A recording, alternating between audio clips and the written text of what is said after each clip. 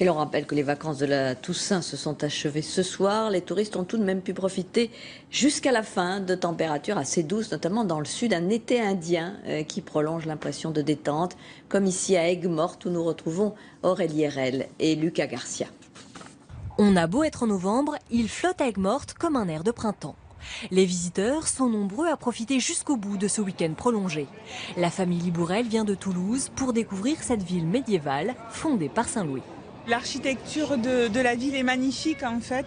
C'est très particulier comme lieu, c'est chaleureux. Bon, aujourd'hui on a la chance, il fait un temps magnifique aussi. Alors on prend son temps en terrasse et une dernière glace pour les enfants, histoire d'oublier que demain, c'est la rentrée. Elles sont délicieuses. Qu'est-ce que vous avez pris?